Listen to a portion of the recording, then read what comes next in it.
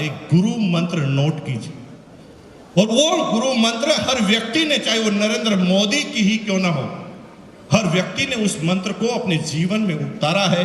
उस गुरु मंत्र का नाम है, जो दिखता है वो बिकता है। हेलो, क्या बोला? क्या बोला? जो दिखता है वो बिकता है, लेकिन बिकता उसका है जो बोलता है। जो दिखता है वो बिकता है, बिकता उसका है जो बोलता है, और बार बार उसका बिकता है जो सच बोलता है। ये दुनिया की पूरी मार्केटिंग का सिद्धांत है। एक बार बेच रहे हैं, बढ़िया बढ़िया दिखा दो, और बार बार बेचना है तो सच बोलना पड़ेगा। अगर सच नहीं बोलोगे काम नहीं होगा। एक आदमी बहुत परेशान था, एक कंपनी में भर्ती हुआ, कंगे बनाने वाली कंगी कॉम, उसे 20 कंगी का टारगेट दिया गया कि एक 10 रुपए की कंगी है, 20 बेचोगे तो आपकी इतनी सैलरी हो। बेचारा पूरे दिन भर कंगी बेचता था। अब कंगी की जरूरत किसी को थी नहीं, सबके घर पर अपनी जेब में कंगी थी। टारगेट पूरा नहीं हो रहा था, तो टारगेट पूरा नहीं हुआ तो उसने एक युक्ति सोची, और वो एक टकले आदमी के पास पहुंच गया जिसके पास बाल थे ही। उस टकले आदमी के सामने जाकर बोला, भाई साहब कंगी ले लो। टकले आदमी को इतना गुस्सा आया, उससे साला कि इसका सिर फोड़ दूं मैं। वो कह, साला मुझे चिढ़ा रहा है, मेरे पास बाल ही नहीं है और तू कह रहा कंगी ले लो। वो कह, सर मैं इसीलिए तो आया हूं, थोड़ा सोचो ना कि आप टकले हैं, फिर मैं क्यों आया, यही तो समझाना चाहता हूं। सर हमारी कंगी है इतनी जबरदस्त कि आप 3 महीने तक रोज सोने से पहले इसको 5 बार रगड़ो, और रोज सोने के बाद में 5 बार रगड़ो, उठने के बाद 5 मिनट। अब बेचारा 5 बार 5 रगड़। अब ये डिसीजन कैसे होते हैं? 90% लोग इमोशन की मार्केटिंग करते हैं। अब जब आप सुबह सुबह या रात को 2 बजे भी टीवी चैनल खोलोगे ना, तो कोई ना कोई मार्केटिंग कंपनी आपको नजर आएगी, और उसके अंदर आपको ये बताया जाएगा कि हमारे प्रोडक्ट से क्या हुआ। इमोशनल क्या होता है? बेचारा टकला एक दिन में थोड़ी हुआ है? उसने बाल को रोकने की कोई प्रयास नहीं किए होंगे, आपको लगता है 50, 100, 200 बेचारा प्रयास कर चुका है। कभी कोई कहता है इसके ऊपर गाय का गोबर लगा लो, बेचारा उसने गोबर भी लगाया। कोई कहता है इसके गोमूत्र लगा लो, उसने गोमूत्र भी लगाया। किसी ने कहा ताजा लगा लो, सुबह 4 बजे ही गाय के पीछे जाके खड़ा हो गया, ताजा लगा। इतने प्रयास करने के बाद उसके बाल गए हैं, लेकिन फिर भी वो आपकी बात क्यों मान लेता है? वो कहता साला इतने तो नुकसान कर लिए, इतने डॉक्टर के पास गए, तो ये तो ऐसी युक्ति बता रहा है जिसमें ज्यादा पैसा नहीं लगने वाला, केवल 20 रुपए की कंगी। वो मन ही मन सोचता है, नहीं आए तो अभी कौन से हैं, और आ गए तो। अब वो इमोशन से कहता चल कंगी दे दे। कंगी तो बिक जाती है मेरे भाई, एक बार आपने गड़बड़ बोल दी बिक जाएगी कंगी, लेकिन ऐसी कंगी बेचने वाला आदमी कभी जिंदगी में दोबारा उस टकले की गली में जा पाएगा? और गया तो उसको गंजा करके भेजा जाएगा। जो दिखता है वो बिकता है, बिकता उसका है जो बोलता है, और बार बार उसका बिकता है जो सच बोलता है। एक छोटा सा एग्जाम्पल देते हैं, आपको समझ में आ जाएगी पूरी की पूरी बात, आपको छोटे से एग्जाम्पल में समझ में आ जाएगी। आपने ट्रेन में सभी लोगों ने सफर किया होगा, सभी लोगों ने ट्रेन में सफर किया होगा। एक छोटी सी घटना आप देखिए उस ट्रेन के अंदर जो होता है, आप उसको समझिए और आपको यह सिद्धांत पूरी तरह मार्केट में दिमाग में फिट हो जाए। ट्रेन की बोगी है, ट्रेन की बोगी में 10-20 आदमी को चाय पीने की इच्छा हो रही है, तलब हो रही है चाय पीने की, कोई चाय वाला आ जाए। तभी एक मायूस सा चाय वाला चाय की केटली अपने हाथ में लेकर उस बोगी के बाहर से गुजरता, बोलता कुछ नहीं, बोगी के बाहर से सिर्फ गुजरता। अब यहां पर जिसकी भी नजर चाय पीने की इच्छा जिसकी है, उसकी नजर चाय वाले पर पड़ी तो उसने तुरंत उससे पूछा, चाय है क्या? इसका मतलब उसने कुछ भी नहीं बोला, फिर भी चाय क्यों बिक रही है? क्योंकि जो दिखता है वो बिकता है। तो पहला काम क्या करना? दिखाने का। लेकिन कंसेप्ट नंबर 2 में जब आप आएंगे तो आप क्या देखते हैं कि एक चाय वाला बोगी के अंदर घुसता है और वो बोलना चालू करता है, चाय चाय चाय चाय, दुनिया की जोरदार चाय, दुनिया की शानदार चाय, एक बार पियोगे 1000 बार पियोगे। याद रखोगे भाई साहब, चाय की है गारंटी। याद रखना आप कि अगर पसंद नहीं आई तो पैसा वापस दिया जाएगा। चाय चाय चाय। अब आप क्या देखते हैं कि जिसकी चाय पीने की इच्छा नहीं है वो भी गिरता है। जो दिखता है वो बिकता है, बिकता उसका है जो बोलता है। और जब तक आप दिखाओगे नहीं, काम होगा नहीं। और टकले वाली बात तो मैंने आपको तीसरी बता दी कि बार बार उसका बिकता है जो सच बोलता है। अब इसकी शुरुआत कैसे करनी? कुछ मत करो मेरे भाई। जब भी आप आरसीएम बिजनेस किसी को समझाने जाओ और पहली ट्रेनिंग उसे दो तो उसे सिंपल सी बात करो, भाई तुम बाद में आरसीएम करना, पड़ोसी की बात बाद में जाना, सीधा सा पहला काम कर, घर के प्रोडक्ट बदल। और तुझे कैलकुलेशन लगा कि तेरे घर में अगर 5000 के प्रोडक्ट हर महीने यूज आते हैं तो तू 10,000 के खरीद ले। और 10,000 के खरीद लेगा तो कितना नुकसान होगा तुझे? कितना नुकसान होगा? 1 रुपए का नहीं होगा। इस महीने जो यूज नहीं आ रहे हैं वो अगले महीने यूज आ जाएंगे। हेलो, नुकसान तो कुछ हुआ नहीं। तू क्या कर, 10,000 का प्रोडक्ट एक साथ ले ले और एक अपने घर में जिस ड्राइंग रूम में आप घुसते हो उस दीवार को, सामने वाली दीवार पर जो भी सबसे पहली नजर पड़ती है उस दीवार पर तुम इन सारे प्रोडक्ट को सजा दो।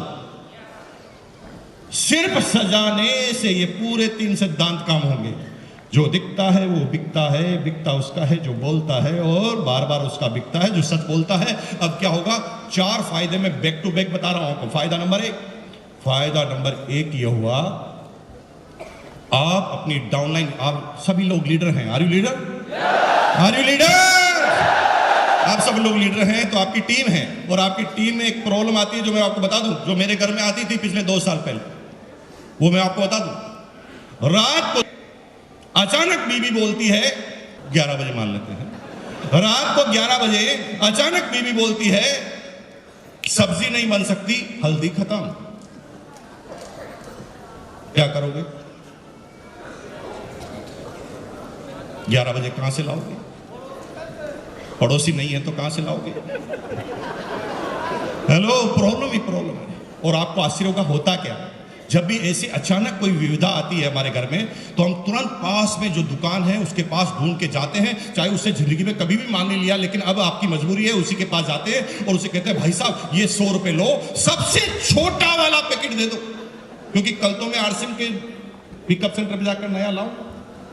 अब थोड़ा सोचो कि आपकी टीम में अगर 1000 आदमी हैं, 1000 आदमी 1 महीने में 1 बार ऐसी गलती करते हैं, सिर्फ 1 बार, तो 1000 into 100, 1 लाख का नुकसान आप हर महीने कर रहे हैं। सिर्फ अगर आपने हर व्यक्ति को प्लान में समझा दिया होता कि माल तुझे समझाना है तो ये 24 घंटे की दुकान हो जाती है, 24 आवर्स। फायदा नंबर 2 ये है कि जब आप डिस्ट्रीब्यूटर बनते हैं तो आप अकेले बोलने वाले होते हैं, लेकिन जो ही ये प्रोडक्ट आप घर में लगाते हैं तो प्रोडक्ट के घर के सारे लोग डिस्ट्रीब्यूटरशिप का काम करने लग जाते हैं। जैसे एग्जांपल लेते हैं, आपने आरसीएम ज्वाइन किया, प्रोडक्ट सजा दिया।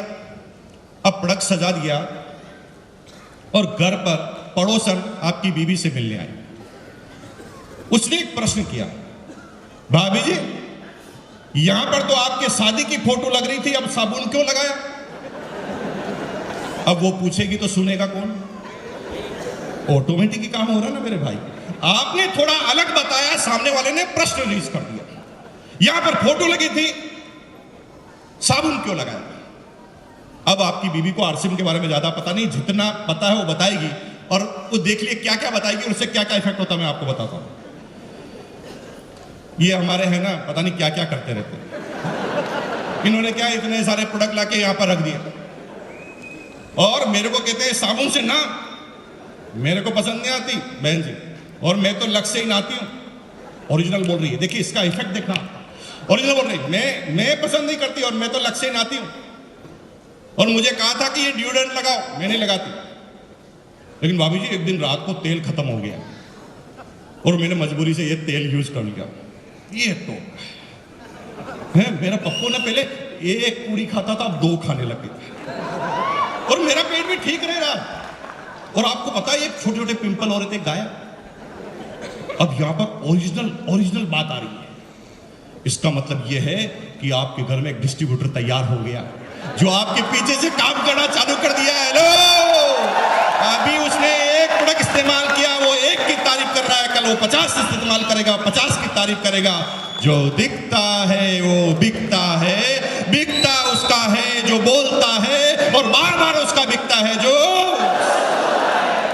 फायदा नंबर 3 ये हुआ कि आपका बच्चा और पड़ोसी का बच्चा 7 साल का, एक राजू एक पिंटू, दोनों उछलते उछलते खेलते खेलते घर में आए और सीधा उस प्रोडक्ट वॉल के सामने जाके खड़े हो गए। और छोटे से बच्चे ने आपके छोटे से बच्चे से पूछा, ए राजू, यहां तो तेरी फोटो लग रही थी बर्थडे की, अब यहां पर साबुन क्यों लगाया? अब 7 साल का बच्चा देखो कैसे कैसे बात कर रहा है, कैसे बिजनेस बढ़ेगा। 7 साल के बच्चे को ना आरसीएम के बारे में पता है, ना सिस्टम के बारे में, ना प्रोडक्ट के बारे में, बच्चा बात कर रहा है। ये मेरे पापा की कंपनी के प्रोडक्ट हैं और मेरे पापा छोटे मोटे नहीं है, रॉयल्टी अचीवर टाई लगाते हैं हमेशा। उसे आरसीएम के बारे में पता नहीं है। लेकिन वो छोटा जो दूसरा बच्चा है ना राजू, वो क्या सोच रहा है, मैं पिछड़े की औलाद हूं, इसका बाप ही सब कुछ है और मेरा बाप कुछ नहीं। फिर वो आगे बात करता है, एक सुन, ये मेरे पापा के प्रोडक्ट है, मेरे पापा की कंपनी के प्रोडक्ट है, और ये एरे गिरे को नहीं मिलते, मेरे पापा को मिलते हैं सिर्फ। और तुझे पता ना हर गेंद पे आजकल चौका और छक्का क्यों लगता है? नीट रिचार्ज किट्स, हाँ, इसकी वजह से। और मेरी मम्मी क्या कह रही है पता? मेरी मम्मी कह रही है कि इस बार नंबर 1 आने वाला हूं क्लास के अंदर। अब वो राजू बढ़ गया, वो साला यही सब कुछ करेगा, न्यूट रिचार्ज भी यही पिएगा। वो सीधा अपनी मम्मी के पास, आपको 2 साल से आरसीएम करते हुए देख रहा है, फिर भी वो आरसीएम नहीं कर रहा है। हेलो, लेकिन सबसे अच्छा पड़ोसी बनने का बार बार दिखावा जरूर कर रहा है। रोज आपके घर पे आएगा, रोज प्रोडक्ट के सामने आएगा, रोज प्रोडक्ट को उठाकर देखेगा, उसके कंटेंट पड़ेगा, रेट पड़ेगा, लेकिन रख देगा, लेगा नहीं। बोलो क्यों नहीं लेता बताओ? क्योंकि वो आपसे प्यार करता है। वो बोलता है आई लव यू बाबा, क्योंकि मैं तेरे से प्रोडक्ट लूंगा तो तू करोड़पति बन जाएगा, और तू करोड़पति बन जाएगा तो मेरा पड़ोसी कैसे रहेगा? मैं अपने पड़ोसी को खोना नहीं चाहता। I love you Baba. Hello,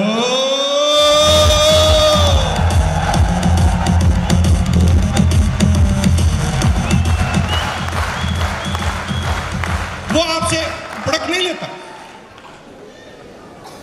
क्योंकि वो मन ही मन सोच रहा है कि मैं इसको पहले चेक कर लेता हूं, ये कुछ कर पाता है कि नहीं कर पाता। कोई बात नहीं, करने दीजिए चेक। आपका सिर्फ एक काम है, प्रोडक्ट रख दिया ना, अब उसको सिर्फ ये पता है कि प्रोडक्ट रहते हैं, वो करता नहीं, लेता नहीं। लेकिन एक दिन ऐसा समय आएगा कि कायनात में ऑटोमेटिक फंस जाएगा। कैसे? शर्मा जी उनका नाम है। रात को 11 बजे 5 मेहमान आ गए शर्मा जी के घर, जो आरसीएम नहीं कर रहे। मेहमान ने कहा भाभी जी चाय तो पी के जाएगी।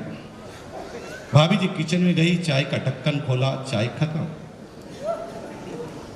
अड़ोस पड़ोस में कोई है नहीं, पिकअप सेंटर बंद हो गए, सॉरी दुकानें सारी बंद हो गई है। उसने शर्मा जी को धीरे से अंदर बुलाया, शर्मा जी सुनो। शर्मा जी किचन में गए, चाय की पत्ती खत्म हो गई, क्या करेंगे? भागो, पीछे के गेट से भागो, कैसे मिलेगा? अब शर्मा जी बाहर आकर सोच रहे हैं कहां जाऊं, 11 बजे कहां से चाय की पत्ती लाऊं? तभी याद आता वर्मा जी, जो दिखता है वो बिकता है।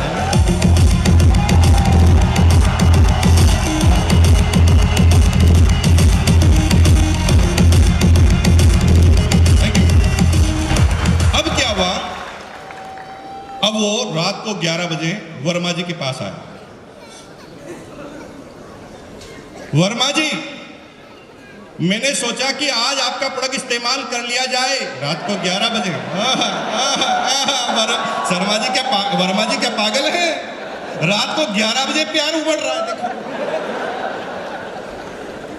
मैं सोच रहा हूं कि आज आपके प्रोडक्ट इस्तेमाल करके देख लिए जाए, और मैं सबसे पहले आपकी चाय की पत्ती को चेक करना चाहता हूं। ये समझ गया, पूरा फंस चुका है। रात को 11 बजे कोई चेक करने नहीं आता। अब उसने चाय की पत्ती उठाई। शर्मा जी ने बोला, हाँ प्लीज आप ले सकते हैं, ये आपके लिए ही है। उसने फटाफट चाय की पत्ती उठाई और पीछे की तरफ रेट देखी और पूछा कि कितना दूं। सोचा कि पड़ोसी है, कुछ तो डिस्काउंट देगा। तभी तुरंत शर्मा जी बोल गए, नहीं नहीं नहीं, ज्यादा देने की जरूरत नहीं, जो लिखा हुआ उतना, ज्यादा नहीं, जो लिखा हुआ उतना। मजबूरी में चाय की पत्ती ले ली गई। यहां पर हो गई आपकी सेल।